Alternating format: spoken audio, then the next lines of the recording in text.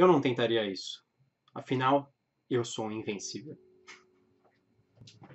E aí, camada? Eu sou o Gustavo Domingues e hoje estou aqui para falar de Invencível. Invencível é um quadrinho do Robert Kirkman e do Cory Walker.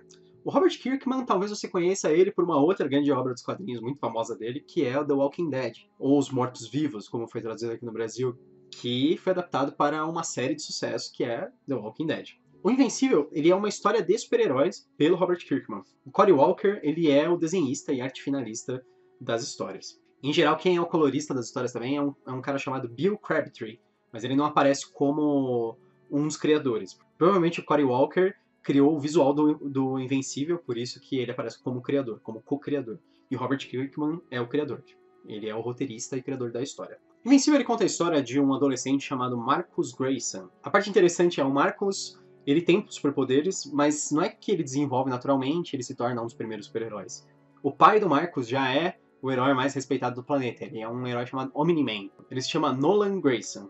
Ele, como Omni-Man, é um dos membros dos Guardiões do Globo. É totalmente análogo à Liga da Justiça, na verdade. Tanto que eles têm um personagem estilo Aquaman, uma personagem estilo Mulher Maravilha, é bem assim.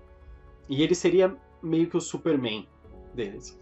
E ele tem uma história parecida também. O Omni-Man, que é o pai do Marcus, ele é um Vitruviano, Vitrumita, sei lá.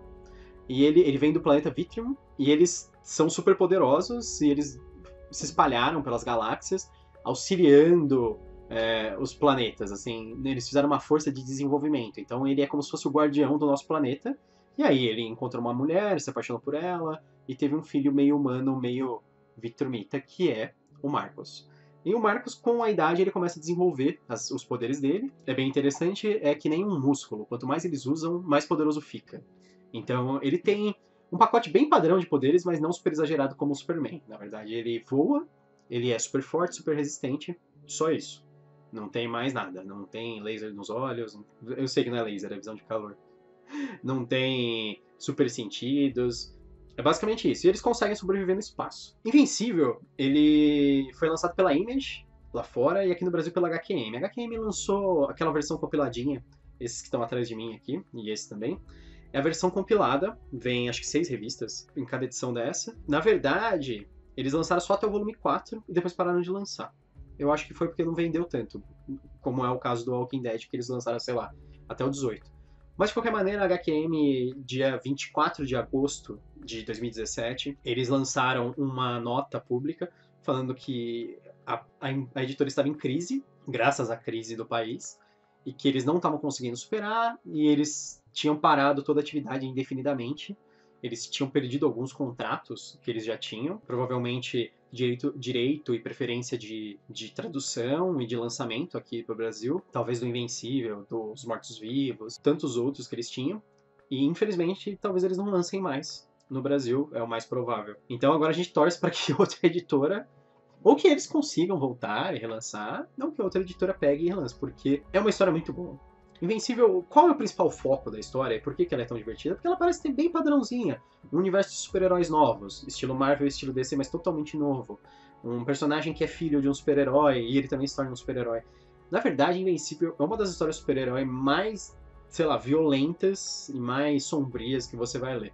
Porque ele vai virando um negócio bem estranho. Apesar dele ser todo coloridão, cheio de alienígenas, de clones e de coisas bem típicas de histórias de super-herói, ele vai acabar quebrando diversos clichês. Um dos primeiros clichês a ser quebrado, sinto muito, é um spoiler, mas ele ocorre logo e depois a maior parte da história se baseia nisso, então eu vou te contar logo. O pai do Marcos não é quem ele fala que é. Ele faz parte realmente de uma raça alienígena, ele realmente é de Vitrium, mas eles não são os guardiões do planeta. Na verdade, ele veio para dominar a Terra e ele acabou desistindo disso. Ele tinha que vencer os verdadeiros guardiões do planeta, quem eram os principais, quem eram as pessoas mais fortes do planeta, ele deveria matar elas, e para que os Vitrumitas lá depois viessem e dominassem o planeta.